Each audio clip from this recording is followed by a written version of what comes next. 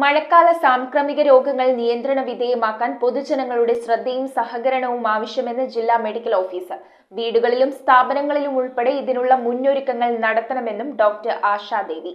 പൊതുജനങ്ങളുടെ ശ്രദ്ധയും സഹകരണവും ഉറപ്പാക്കിക്കൊണ്ട് മാത്രമേ മഴക്കാലത്ത് ഡെങ്കിപ്പനി, എലിപ്പനി, വയറിളക്ക രോഗങ്ങൾ തുടങ്ങിയ പകർച്ചവ്യാധികൾ നിയന്ത്രണ വിധേയമാക്കാൻ സാധിക്കുകയുള്ളൂവെന്ന് ജില്ലാ മെഡിക്കൽ ഓഫീസർ ഡോക്ടർ ആശാദേവി വ്യക്തമാക്കി. ഡെങ്കിപ്പനിയിൽ നിന്നുമുള്ള മോചനത്തിന് ഉറവിട നശീകരണം ഉറപ്പാക്കി കൊതുക്, കൂത്താടി ഇവ വളരാനിടയുള്ള സാഹചര്യങ്ങൾ ഒഴിവാക്കണം. വീടുകളിലും സ്ഥാപനങ്ങളിലും ഉറവിട നശീകരണത്തിനായി ഡ്രൈ ഡേ ആചരിക്കുന്നതിന് എല്ലാവരും പങ്കാളികളാവണമെന്നും ജില്ലാ മെഡിക്കൽ ഓഫീസർ അറിയിച്ചു.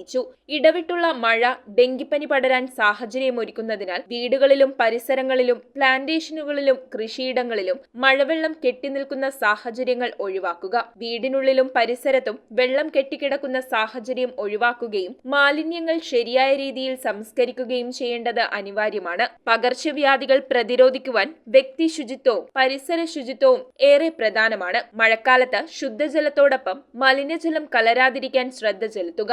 അല്ലാത്തപക്ഷം ഇവ ജലജന്യ രോഗങ്ങളായ വയറിളക്ക രോഗങ്ങൾ, മഞ്ഞപ്പിത്തം, ടൈഫോയിഡ്, കോളറ തുടങ്ങിയവ പടർന്നു പിടിക്കാൻ കാരണമായേക്കാം. കുടിക്കാൻ തിളപ്പിച്ചാറ്റിയ വെള്ളം മാത്രം ഉപയോഗിക്കുക എന്നതാണ് വയറിളക്ക രോഗങ്ങളെ പ്രതിരോധിക്കുവാനുള്ള ഏറ്റവും പ്രധാനപ്പെട്ട മാർഗം. കിണറുകളും മറ്റ് ജലസ്രോതസ്സുകളും ആരോഗ്യ പ്രവർത്തകരുടെ നിർദ്ദേശപ്രകാരം കൃത്യമായി ക്ലോറിനേറ്റ് ചെയ്യുവാനും ശ്രദ്ധിക്കേണ്ടതാണ്. 90% വയറിളക്ക രോഗങ്ങളും വീട്ടിൽ നൽകുന്ന പാനീയ ചികിത്സ കൊണ്ട് ഭേദമാക്കാൻ കഴിയും. ഉപ്പിട്ട കഞ്ഞിവെള്ളം, കരിക്കിൻ വെള്ളം, ഉപ്പും പഞ്ചസാരയും ചേർത്ത നാരങ്ങ വെള്ളം, ഉപ്പിട്ട മോരും വെള്ളം തുടങ്ങിയവ ഇത്തരത്തിൽ സഹായകമാണ്. മഞ്ഞപ്പിത്തം ബാധിച്ചവർ ഭക്ഷണം പാകം ചെയ്യുമ്പോൾ രോഗം പടരാൻ സാധ്യതയുള്ളതിനാൽ അവർ സ്വയം ഭക്ഷണം പാകം ചെയ്യുന്നത് ഒഴിവാക്കുക.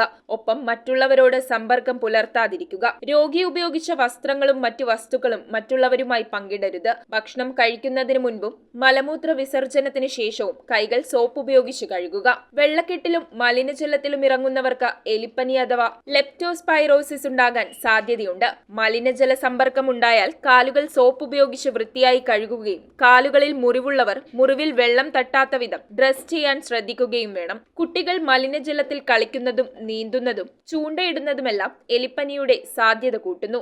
എലിപ്പനി പ്രതിരോധത്തിനുള്ള ഗുളികയായ ഡോക്സിസൈക്ലിൻ എല്ലാ സർക്കാർ ആശുപത്രികളിലും സൗജന്യമായി ലഭിക്കുന്നതാണ്. ഇത് ഉപയോഗപ്പെടുത്തുക. പനിയും മറ്റ് ലക്ഷണങ്ങളും കണ്ടാൽ സ്വയം ചികിത്സ ഒഴിവാക്കി യഥാസമയം ചികിത്സിക്കുവാനും രോഗലക്ഷണങ്ങളുള്ളവർ മറ്റുള്ളവരുമായുള്ള സമ്പർക്കം ഒഴിവാക്കാനും ശ്രദ്ധിക്കണമെന്ന് ജില്ലാ മെഡിക്കൽ ഓഫീസർ അറിയിച്ചു. News desk metro 7. സ്വപ്നങ്ങൾ യാഥാർത്ഥ്യമാക്കുവാൻ ഏറ്റവും അനുയോജ്യമായ പാത കണ്ടെത്തൂ. മാർ ഏലിയാസ് കോളേജിനൊപ്പം അണ്ടർ ഗ്രാജുവേറ്റ് മുതൽ ബിരുദാനന്തര പ്രോഗ്രാമുകൾ വരെ നിങ്ങൾക്കായി ഒരുക്കിയിരിക്കുന്നു. ഏവരെയും ഞങ്ങൾ സ്വാഗതം ചെയ്യുന്നു.